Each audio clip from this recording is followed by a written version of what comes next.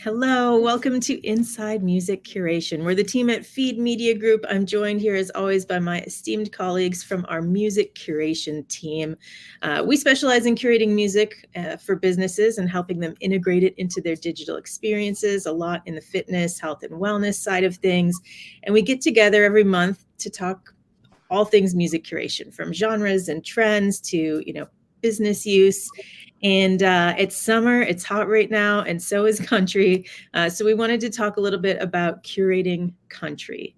Over the past 3 years, country's been a part of our curation conversation. And I know, Stens, when I first started, it was challenging for you guys to sometimes find country songs that matched some of the high impact fitness stations that you guys are curating.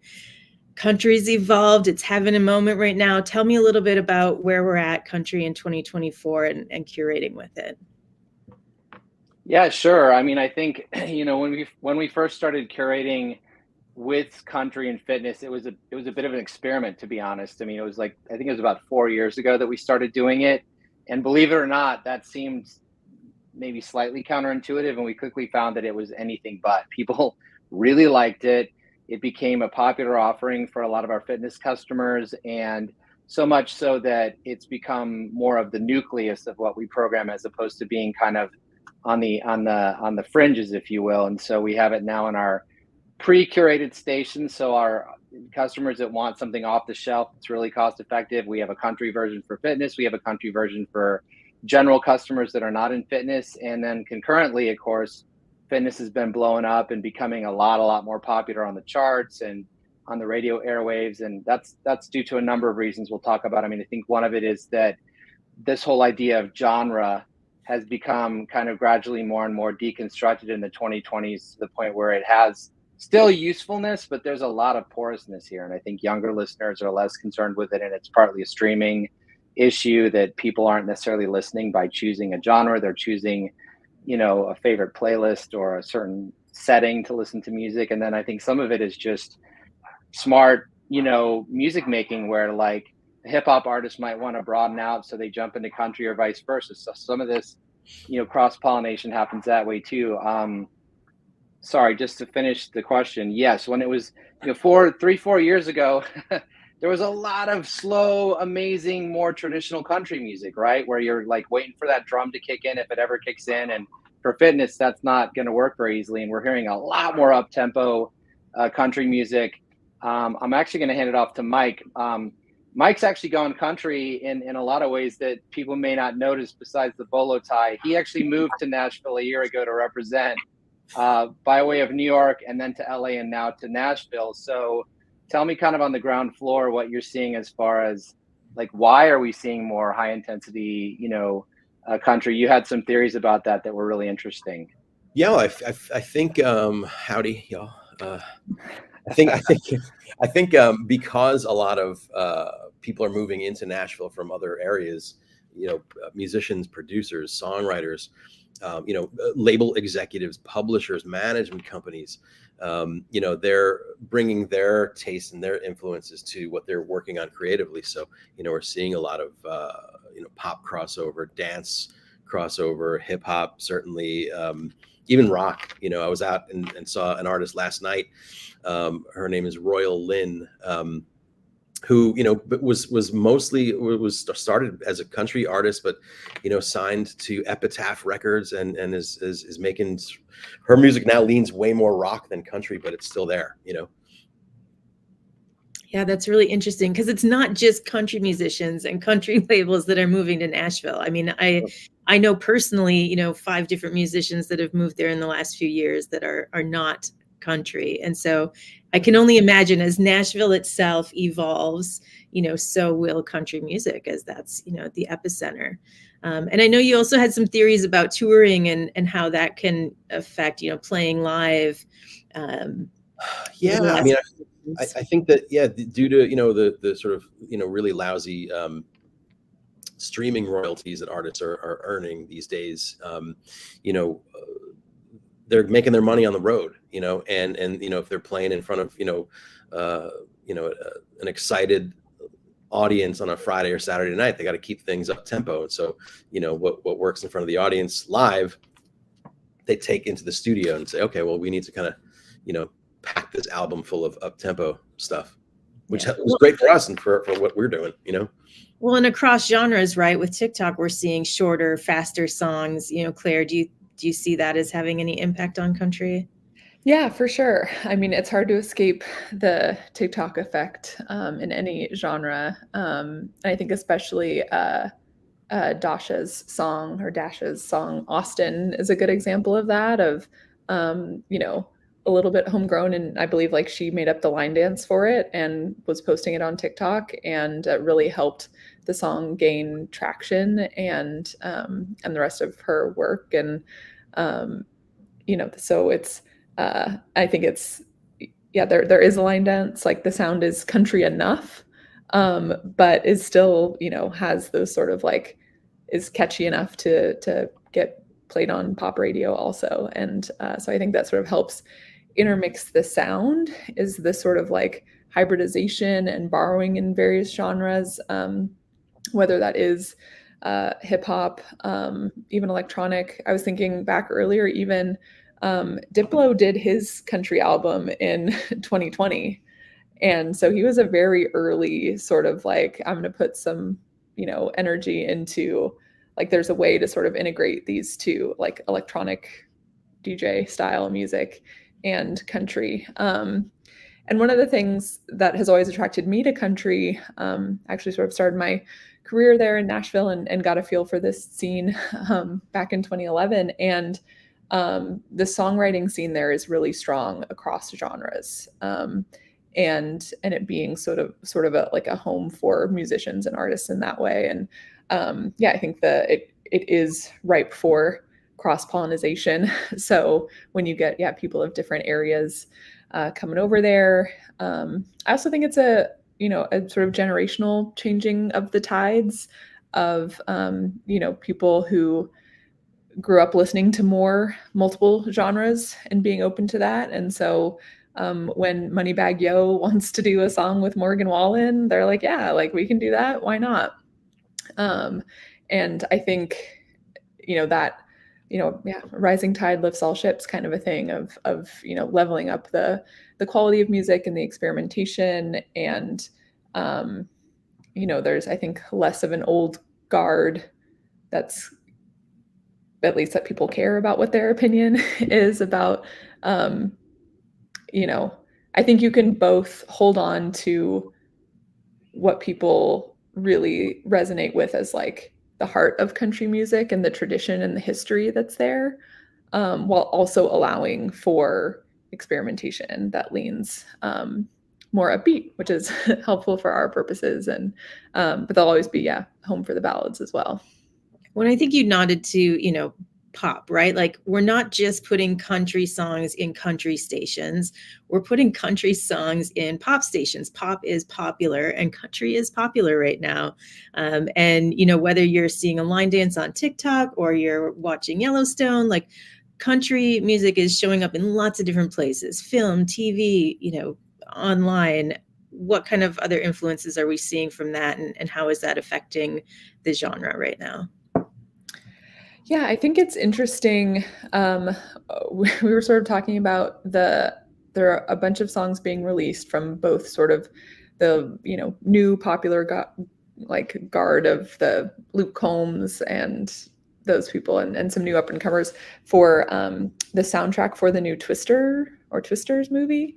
And I've heard nothing about the movie itself, but the music is sort of making headlines in that way, and those songs are creeping onto the charts based on who is singing them in a lot of ways. So that's definitely like an interesting way of, it does start to like permeate culture.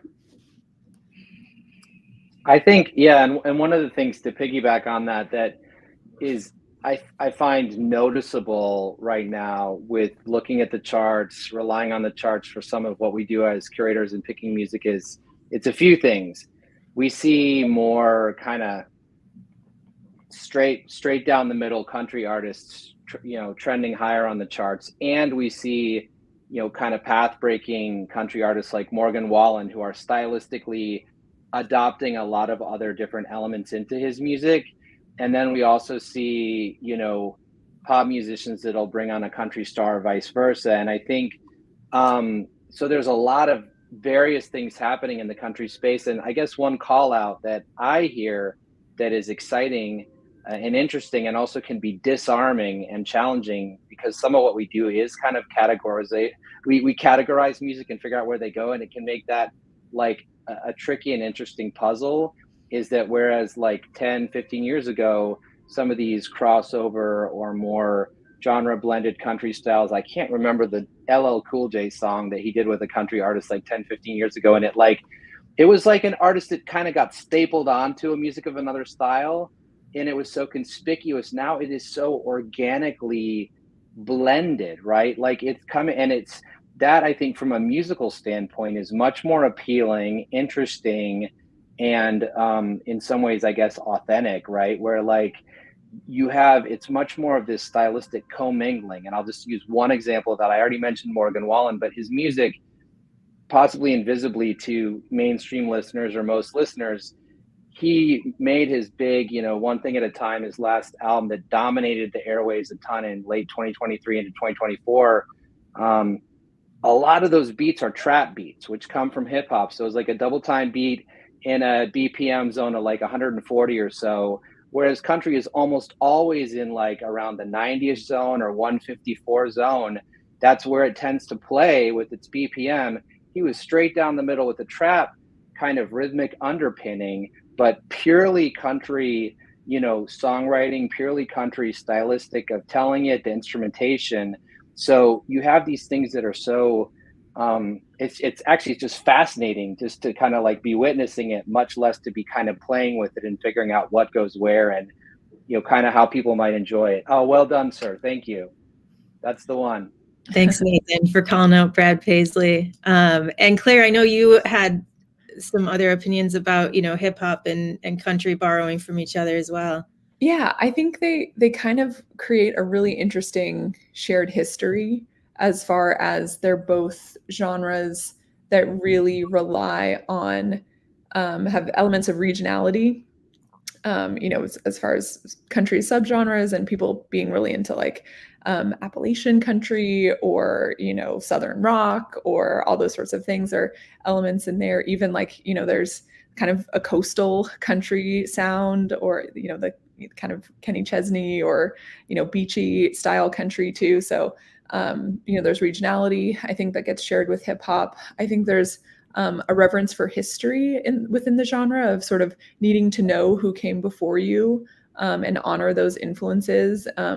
And, those name check songs, as cheesy as they are sometimes, are sort of a part of maintaining the canon of country music, so that like newer and younger listeners sort of get exposed to that as well. And I think like, there were lots of opinions around the Cowboy Carter release, and I'm very, pro Beyonce in all her forms. But I mean, one of my sort of like big arguments, if people like really entrenched in country do not want to accept her style of music as a part of that umbrella, is I don't think you can accept Morgan Wallen using trap and then not want to accept truly some of the more traditional like R&B roots of country instrumentation that Beyonce uses.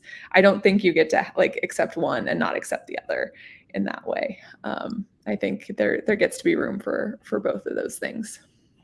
Yeah, I think, and sorry, I'm going to hand it off to Mike. In thinking about this meeting, I think Morgan Wallen's last album and Beyonce's last album are like two sides of a coin. He's coming at pop and hip hop from this side. She's coming at country from that side. There's a middle ground that's legitimate and awesome. And they both deserve that space to play and be played in that space, right? And anything less than that it does smack of racism or sexism or both, right? Like that has to be, and let's be clear here. Country has its origins in, Black music to a huge extent here. So there's a reclamation. There's a reclamation happening with Beyonce too, that she did similarly with house music on her last release. So there's also a kind of a a DEIB and a reclamation part to it too. That's really exciting and awesome to watch. Mike, to you, I wanted to say and ask, as one of our strongest rock curators who spent years and years curating rock on the airwaves, et cetera, what do you think of the Hardys and the Jelly Rolls and these artists where they're like, what genre do they fit to, right? Like what's going on there? To talk to us about that. It's exciting to me, the mullets are back. Like, what? Love it. Yeah, no, I mean, I'm just a personal fan of a lot of this stuff, and I think that those guys, they grew up listening to a lot of that sort of what they would call sort of flyover state rock bands. So they're bringing that into their own productions, which is very cool. I mean, there's acts popping up all the time that are like just bringing the rock, bringing the grunge. It's exciting. Well, and then you also had, right, if you look at the old school class, you had Dolly Parton putting out basically a rock album with a lot of friends last year. That's that one side. And then you have Willie Nelson, who just released his 75th solo album, which is like straight, like it's just Willie, like Nelson country, that's just sticking to what he knows and doing it really well. So it's fun to see both the old crew bringing their different aspects to country music today, and then seeing some of the new newcomers. There's some I haven't listened to it yet, but there's a great list of country artists that did Tom Petty covers for a tribute album. Basically, I haven't listened to it yet, but I'm excited to.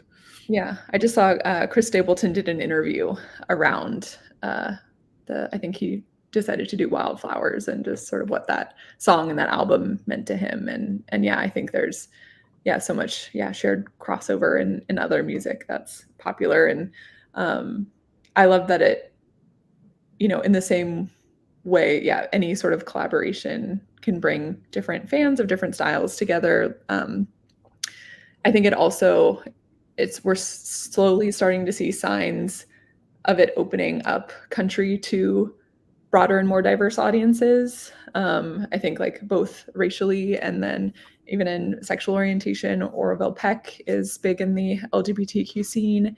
And he's got a bunch of new songs out that are part of a bigger album, but it's virtually an all collaborations album. And there's everyone on there from Willie Nelson to Elton John and Kylie Minogue and Allison Russell, who's, a bluegrass legend in her own right. So there's sort of all different flavors and styles there, and I think that helps just from the visibility standpoint too. And the more the sort of genres open to that, the more sort of diversity is going to come through sonically too. Yeah, I think it's a shared value that we all have as curators, is this value of as much musical diversity that we can represent and provide to our business partners and their end users. And I think as part of that, both individually and personally, and also as just lovers of music in its broadest incarnations, the more LGBTQ artists there are, the more representation, the more women there are making country music. Claire has done a lot in her career and also within our country to educate us and make us aware of the massive disparity that's existed and continue to exist. I think for us to be advocates for as much breadth and inclusion as we possibly can. And actually right now with country, it's a little bit easier. I mean, we always try really, really hard for as much representation as possible, but whereas 3-4 years ago, it was like, which Luke are you going to put in your playlist? Now it's like, we got a bunch of amazing women on the scene too, which is, we love that. That's much better for us as listeners and as curators. Well, and I think that's a good transition to, when you're curating for fitness, like, what are your recommendations? How, for someone who might be putting together a station or a playlist for a business or otherwise, what are your tips for curating country? I mean, obviously from a fitness standpoint, leaning on some of the more upbeat double time styles is going to be there. luckily, you've got a long history of even, some classic country that's got some fun hoedown style things that'll get you moving. And then there's also, depending on the day, sometimes tragic bro country phase that is also very heavy on the sort of initial start of those trap beats, but they're party songs and they're drinking songs, and those are upbeat and fun. So from a workout perspective, that for sure. But I think the sort of Americana scene is also really strong right now, and there are a lot of really, really strong songwriters and people who you can find stuff to fit like a coffee shop country style too, and just beautiful instrumentation. And so I think there's as much sonic diversity within the larger umbrella of country to really suit a lot of different situations and moods. Mike, you got anything to add pointer wise? One of our superstar curators. I mean, look, we're not reinventing the wheel here, right? I mean, it's just give me something that's up tempo. Claire, though, one of the things I try to do is I try really hard to avoid using songs that are talking about drinking and being drunk and stuff, just because it's like, if I'm on a treadmill, like I don't want to hear about, Yeah. So I try to find, lyrically appropriate songs. Yeah. You can't go exclusively, Right. but it's hard to find enough, isn't it? No. Yeah. It was. It's a beloved trope, right? Like it's in a lot of songs. Yeah. Well, and I'm really interesting too, because there is a lot of, slower country, where will it find its space in wellness music? We curate a lot of wellness stations. Like, will it find its way into focus music? Will there be a country, relaxations? Like, I think we can do a lot more with country in some of the other modalities as well. So I'm curious to see how both country and Latin music and, all of these trends that we're seeing, they're starting in pop and they're starting on the upbeat, but I'm curious to see how they filter into these other areas that we're curating for. I mean, I think, isn't Lana Del Rey putting out a country album at some point? If she sticks to her sort of slow, girl.